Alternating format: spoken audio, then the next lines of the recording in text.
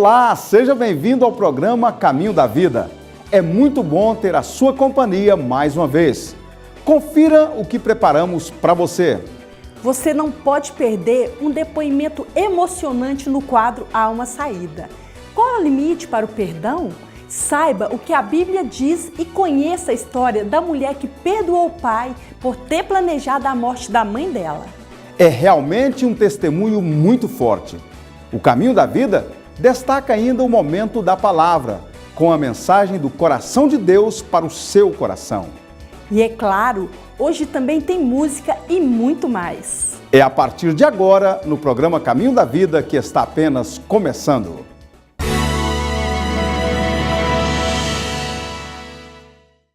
Participe dos nossos cultos. Domingo às 8h30, Escola Bíblica Dominical. Às 19 horas, culto evangelístico. Terça-feira, culto da família. Quinta-feira, culto da bênção. Participe das nossas programações em nossas congregações todos os domingos, quartas e sextas-feiras. Igreja Assembleia de Deus, Rio Verde, Goiás. Rua Costa Gomes, 1480, Centro.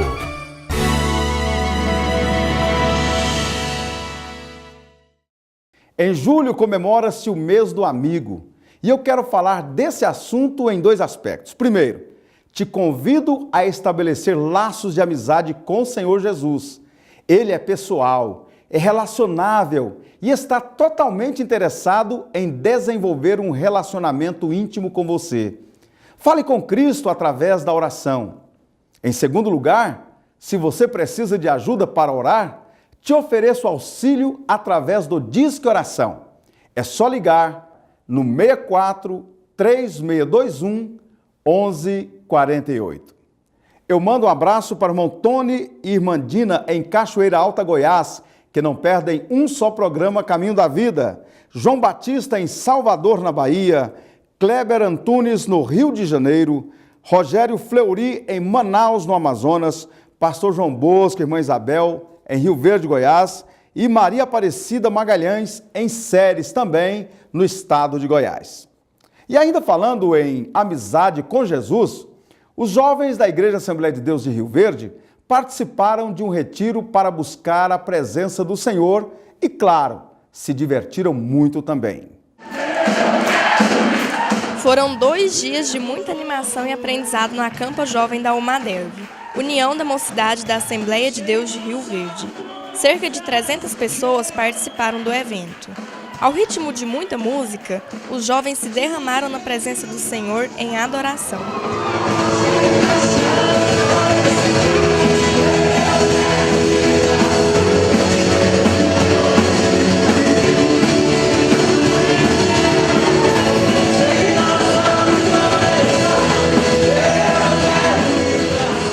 O estudo bíblico alertou os participantes sobre a importância de viverem a essência do Evangelho de Cristo em obediência à palavra de Deus. Um dos palestrantes foi o pastor Aldo Soares, que sempre acompanha de perto as atividades que envolvem a juventude da igreja. E comentou do acampamento, o que não faltou foi muita diversão. Eu vou mergulhar nos teus rios, eu vou mergulhar, você vai mergulhar. A Bíblia diz que Pedro perguntou a Jesus quantas vezes deveria perdoar a um ofensor. E até sugeriu um número quando questionou, até 7 vezes?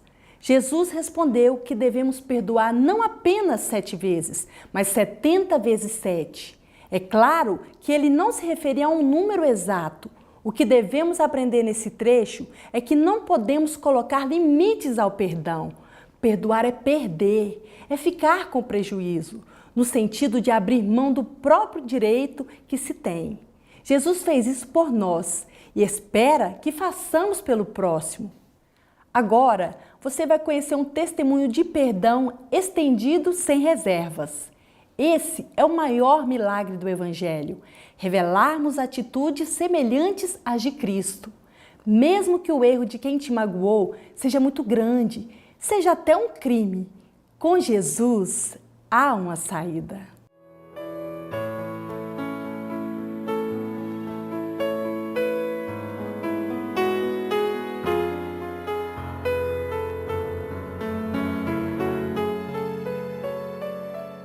Eu vim de um lar com pais bem jovens. Minha mãe tinha 16 anos quando eu nasci.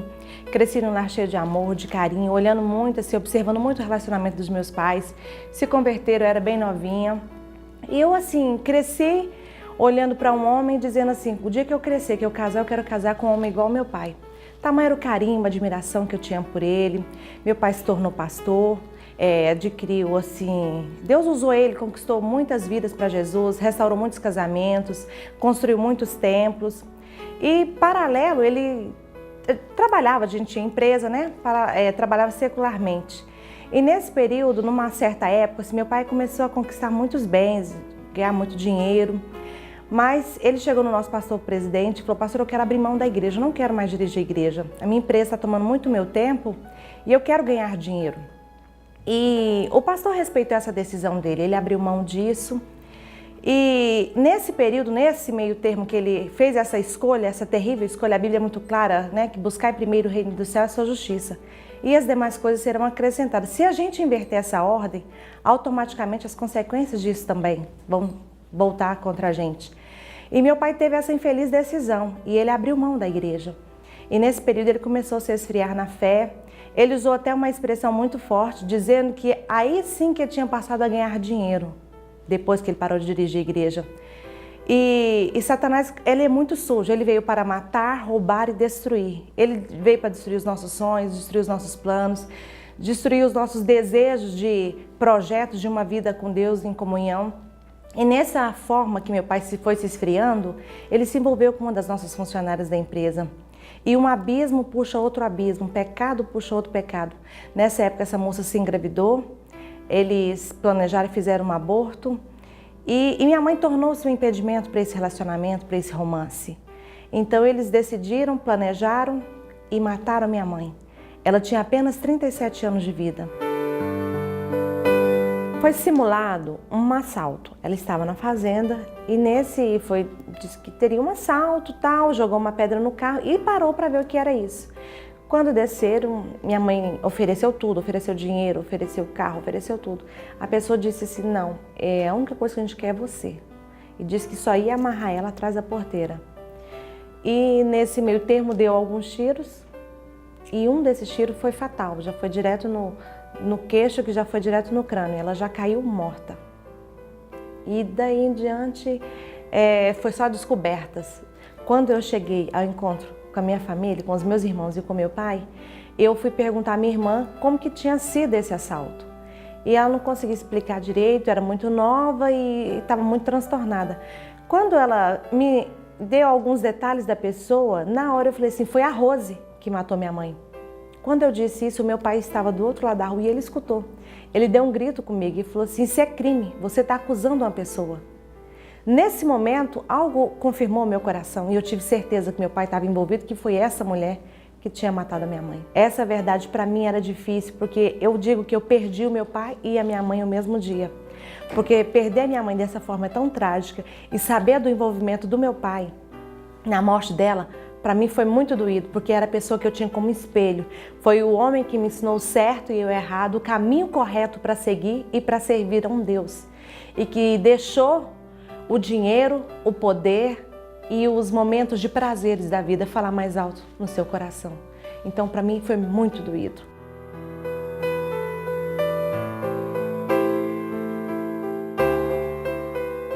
O delegado chegou em mim um dia e falou assim, como que você reagiria se você descobrisse que seu pai está envolvido na morte da sua mãe? Eu disse para o delegado, eu não acredito que ele está envolvido. Mesmo dentro do meu coração eu tinha aquela certeza, mas eu tinha vergonha de assumir para a polícia, assumir para as pessoas que meu pai estava envolvido na morte da minha mãe. Porque a gente era um exemplo de família. A família da minha mãe, ninguém era crente. Todo mundo espelhava na nossa família e de repente aquela família crente que era exemplo é toda destruída por um momento de prazer, por minutos de alegria, por obras de Satanás. Então aquilo me envergonhava muito e eu não queria assumir. Era muito difícil para mim como filha assumir que meu pai estava envolvido na morte da minha mãe. Eu tinha certeza no meu coração, tinha certeza comigo, mas eu negava para as pessoas porque era muito doído para mim. Foi quando Deus falou comigo que eu precisava de liberar perdão para o meu pai. e procurá-lo. E eu fiquei muito sofrida com aquilo. Eu tive pessoas que me acompanhou, eu tive uma pastora que é uma mãe do meu coração, que hoje eu adotei como uma mãe do meu coração, que me deu muito apoio nesse momento. O meu esposo é um homem de Deus que me acompanhou muito. Por vários momentos eu quis desistir, mas ele não desistiu. Deus não desistiu de mim e Deus restaurou os meus sonhos, mas eu tive que tomar a atitude de procurar meu pai contra a minha vontade, mas em obediência à palavra do Senhor. Eu fui até meu pai e falei assim, eu não quero, no caminho indo daqui, de Goiânia para a cidade onde ele estava, para Goiás, eu fui contra a minha vontade, eu fui murmurando que eu não queria fazer aquilo, mas em obediência à palavra do Senhor, eu proferi, eu liberei a palavra pedindo perdão e liberando perdão sobre a vida dele. Foi profecia minha, né? Eu falando para ele. E através daí Deus começou a fazer algo na minha vida e eu comecei a ser tratada pelo Senhor. Mas precisa de ter uma atitude e é isso que eu quero incentivar quem está nos ouvindo a tomar essa atitude. Hoje, eu estou vivendo o melhor de Deus, com o coração limpo em relação ao meu pai. É doído, eu tenho a dor da ausência da minha mãe. O sonho da minha mãe era conhecer os meus filhos e ela não teve oportunidade de ver nenhum deles, que depois que fez 1 ano que ela morreu, que eu engravidei do primeiro. Então assim, mas hoje meu pai participa na minha casa, a gente tem os nossos momentos em família, nós passamos Natal junto, nós fizemos em casa, ele foi com a família dele, ele tem uma nova esposa hoje, uma pessoa que Deus está usando para abençoar ele, para cuidar dele, os meus irmãos participam com a gente, então a gente tem esse momento família também. Os meus filhos pedem bênção, chamam de vô, sabem da existência, mas não tem amargura, não tem rancor no coração. Nós vivemos as promessas do Senhor, independente dos erros dele, foi um perdão de verdade. E uma experiência interessante que eu tenho, que enquanto eu estava nesse processo de cura, de tratamento de Deus, eu planejava, eu vou encontrar com meu pai, eu quero fazer essa e essa e essa pergunta para ele, porque algumas dúvidas eu tinha. Aí eu planejava, quando eu chegava na frente do meu pai, Deus não permitia, Deus tirava tudo da minha mente, eu estava com ele, eu respeitava, eu peço bênção a ele e ele me abençoa hoje, mas eu não conseguia indagar ele de nada. A gente vive essas experiências, momentos assim, eu não consigo perguntar nada para ele do que aconteceu, mas eu vivo aquele momento com intensidade. E é isso que a gente tem vivido. Eu estou na presença dele, a gente está junto, a gente vive uma boa comunhão, a gente tem momentos de alegria de pai e filho da mesma forma. Só que Deus não permite naquele momento que eu fique lembrando de dor, das palavras lançadas, porque foram todas curadas e restauradas pelo Senhor. Hoje eu escrevi um livro onde aqui eu incentivo pessoas a pedir perdão e a liberar perdão. Pessoas quando ouvem o meu testemunho falam assim, não, se você conseguiu liberar perdão para o seu pai que mandou matar sua mãe, a mágoa que eu tenho contra fulano é pequena. Eu falei assim, então libere perdão, peça perdão, independente do que você passou ou viveu. A mensagem que eu tenho para você, que acha que não consegue perdoar, a primeira coisa que você precisa determinar na sua vida, colocar como determinação, eu preciso liberar essa pessoa, eu preciso pedir perdão e toma essa atitude. Por mais que a primeira vez que você vai, você não sinta essa vontade, você vai arrastado, mas vai arrastado porque Deus vai te honrar por essa atitude de pedir perdão, liberar o perdão. É necessário a gente viver isso com Deus, liberar a palavra. Eu libero perdão para fulano de tal que me traiu, para fulano de tal que me enganou, para fulano de tal que matou quem seja. Libere perdão, profere, profetiza, porque Deus vai te honrar, Deus vai te curar, Deus vai te restaurar. Há uma saída para você, se você tomar uma atitude de pedir perdão.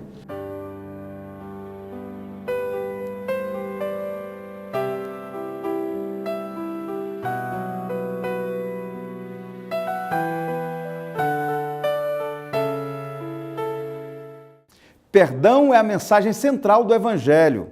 Afinal, só existiu uma cruz porque existe pecado. E por isso, precisávamos do sacrifício de amor de Jesus, do perdão do Pai.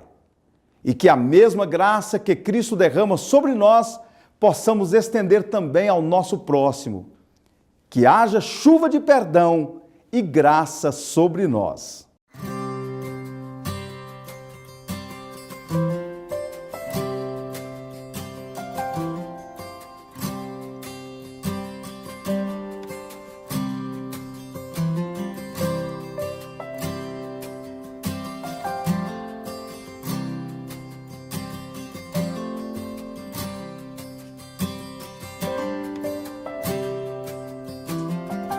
Confesso a ti, Senhor, que fraco eu sou, tão fraco eu sou, mas forte tu és.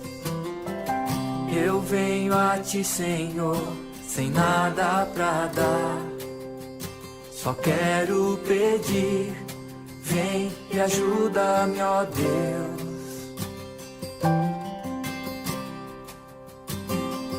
Confesso a ti, Senhor, que fraco eu sou, tão fraco eu sou, mas forte tu és.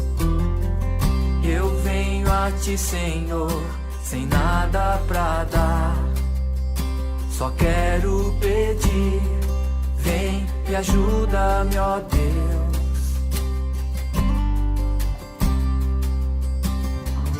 Um coração quebrantado e humilde não rejeita, Senhor. Estenda-me tua graça e deixe teu amor fluir. Por misericórdia nós clamamos, faz chover perdão e graça sobre mim, perdão e graça, e lava-me, Senhor, pois hoje eu preciso do teu amor. Faz chover perdão e graça sobre mim, perdão e graça, e lava-me, Senhor, pois hoje eu preciso do teu amor.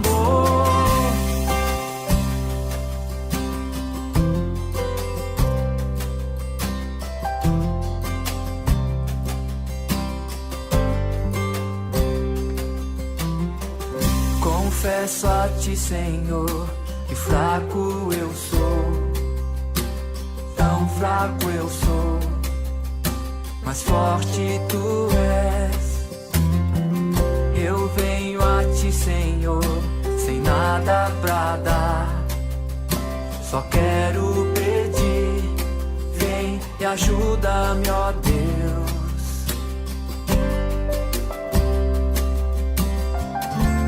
Coração quebrantado e humilde não rejeita, Senhor. Estenda-me tua graça e deixe teu amor fluir, Deus. Por misericórdia nós clamamos, faz chover perdão e graça sobre mim, perdão e graça, e lava-me, Senhor, pois hoje eu preciso do teu amor. Faz chover perdão e graça sobre mim, perdão e graça, e lava-me, Senhor, pois hoje eu preciso do teu amor. Faz chover perdão e graça sobre mim, perdão e graça, e lava-me, Senhor, pois hoje eu preciso do teu amor. Faz chover perdão e graça sobre mim, perdão e graça, e lava-me, Senhor, pois hoje eu preciso do teu amor.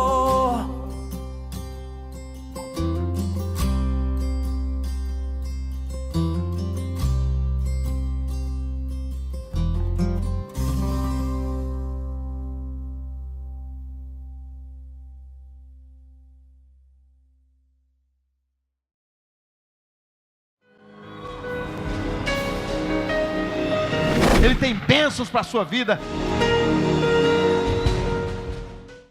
Para a nossa meditação bíblica de hoje, vamos ler em Efésios capítulo 4, versículo 15. Antes, seguindo a verdade em amor, cresçamos em tudo naquele que é a cabeça, Cristo. Este texto é a base para falarmos de um assunto extremamente importante nos relacionamentos. A honestidade aqui apresentada pelo apóstolo dos gentios como falar a verdade em amor. Um dos compromissos que temos como igreja é a honestidade, ou seja, conversar com alguém no tempo certo, de maneira franca, direta, amorosa, sincera e controlada, a respeito de situações pessoais e da maneira de viver a vida cristã, para que a cada dia os membros de determinada comunidade de fé possam crescer na comunhão, na fé e no amor, e se revestirem continuamente de Cristo. Infelizmente, nem sempre falamos o que pensamos para as pessoas, mas somos rápidos em falar das pessoas para outros. Falamos das pessoas e não para as pessoas. Quando observamos a natureza emocional de Cristo, constatamos que ele é cheio de compaixão, pronto a sofrer para que pecadores sejam encontrados como filhos e filhas do Pai Celeste, sereno em seu agir e reagir, mas assertivo com as pessoas com as quais se relacionava. Essa assertividade pode ser definida aqui como afirmação dos próprios direitos e expressão dos pensamentos de maneira direta, honesta, apropriada, que não viole o direito de outras pessoas. Este é um grande desafio para nós cristãos, porque todo o nosso direito está em Jesus Cristo, sendo Ele modelo a ser seguido. Jesus falou a verdade em amor, estabelecendo limites. Ele atendeu a inúmeros pedidos, mas se recusou a atender pedidos abusivos. Em Mateus, no capítulo 16, do versículo 1 ao 4, os fariseus e saduceus vieram até ele e, para o colocarem à prova, pediram que ele mostrasse um sinal vindo do céu. Jesus era poderoso para fazer e mostrar qualquer sinal, mas conhecia a intenção dos corações. Ele não apenas recusou o pedido, mas apontou o motivo pelo qual não o atenderia. Jesus falou a verdade em amor, denunciando o erro. Em Lucas, no capítulo 11, do versículo 37 ao 52, Jesus denuncia o orgulho e falso modo de agir dos fariseus e o legalismo exagerado dos mestres da lei, que causavam impedimento para eles mesmos e para muitos outros de conhecerem a Deus. Jesus ainda derribou as mesas dos cambistas que profanavam o templo. O alvo de Jesus era o reino. Sua missão era implantá-lo.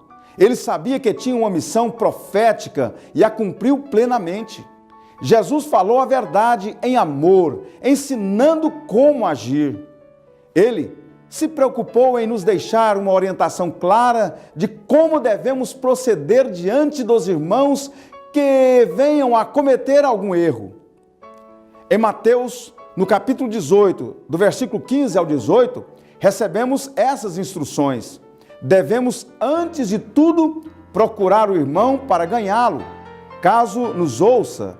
Se isso não acontecer, o segundo passo é voltar a ele com uma ou duas pessoas, para que a verdade se estabeleça. Somente se não houver arrependimento, o caso deverá ser levado às autoridades da igreja. O objetivo maior é a recuperação dos irmãos para que Cristo seja formado em cada pessoa. O risco dos extremos está em nos tornarmos omissos diante de posições que devemos tomar, ou ainda nos tornarmos tão transparentes a ponto de sairmos falando tudo o que pensamos. Ao termos mais de Cristo em nossas vidas e em nossas emoções, aprenderemos, como corpo de Cristo, a falar a verdade em amor. Alguém disse sabiamente que não precisamos falar tudo o que pensamos, mas devemos pensar tudo o que falamos. Existem aqueles que são muito francos e sinceros nas suas palavras, embora não saibam que a verdade deve ser dita quando realmente necessário e em amor. Dizem que a verdade dói, mas na verdade o que dói nem sempre é a verdade, mas a inconveniência, a impertinência e a falta de empatia com que se fala a verdade. Não devemos ser francos para agradar a nós mesmos ou para satisfazermos o nosso sistema pessoal, mas quando isso de fato se fizer necessário para ajudar o irmão que está em dificuldade e depende de uma palavra honesta para restaurar a sua vida. Cristo falava a verdade em amor como nosso mestre. Ele espera que façamos o mesmo. Falar a verdade, atacando, ferindo, menosprezando sem solidariedade, é antibíblico e mostra total inconformidade com os sábios ensinamentos do Mestre Jesus. A verdade liberta e precisa ser dita, mas precisamos saber como dizê-la. Precisamos aplicar a verdade na dose certa, porque o mais eficaz remédio torna-se mortal quando aplicado na dose errada. A verdade não é para matar, mas é para dar vida, pois Jesus, que é a verdade, também é a vida. Fique com essas palavras em seu coração, medite nelas e coloque tudo em prática agora mesmo, porque isso lhe trará o tão sonhado crescimento para a sua vida. Deus continue te abençoando em nome de Jesus. Vamos orar? Deus querido, Pai de amor e de misericórdia, nós estamos aqui diante de Ti, ó Deus, com temor e tremor, ó Pai, sabendo que nós somos Teus filhos e queremos aprender cada dia mais. E aqui nesta oportunidade, ó Pai, eu quero Te pedir, continue nos ajudando a falarmos a verdade, mas continue nos ajudando a sabermos a hora, o momento certo para não ferir alguém, mas nos ajude para que possamos ajudar uns aos outros. Ó Deus, eu quero te pedir também uma bênção especial para este homem, para esta mulher que ora comigo agora, para este jovem, para esta jovem, para este senhor e senhora que aceita a Ti como Salvador. Eu te peço uma bênção, eu te peço a libertação e eu quero te pedir também a cura para essa enfermidade, dessa pessoa que sofre no leito de dor, para este homem que está aflito diante deste problema, porque nós sabemos que o Senhor tem o controle de tudo e vai resolver esse problema, vai curar essa enfermidade. Assim eu te peço e te agradeço no nome de Jesus. Amém.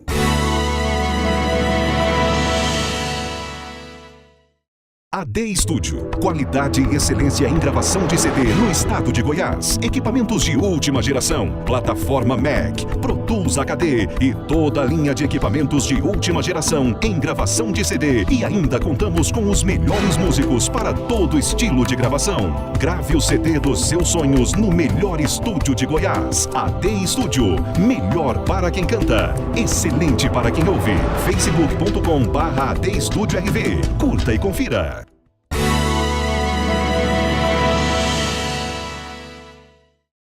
Infelizmente, nós temos que parar por aqui. Mais uma vez, eu agradeço pela sua companhia. Aproveite esse mês comemorativo para declarar sua admiração e carinho pelos amigos especiais. Aproveite também para começar ainda hoje a construir uma amizade sólida com o Senhor Jesus, o nosso melhor amigo. E não se esqueça da necessidade de praticarmos o perdão. A nossa natureza pecaminosa nos diz que precisamos nos vingar, mas o sangue de Jesus que foi derramado por nós nos lembra que precisamos liberar perdão. E mesmo que a situação seja muito delicada, Deus é capaz de reconstruir qualquer ponte rompida. Um beijo no seu coração e até a próxima, se Deus quiser. Que Deus abençoe a sua família, em nome de Jesus.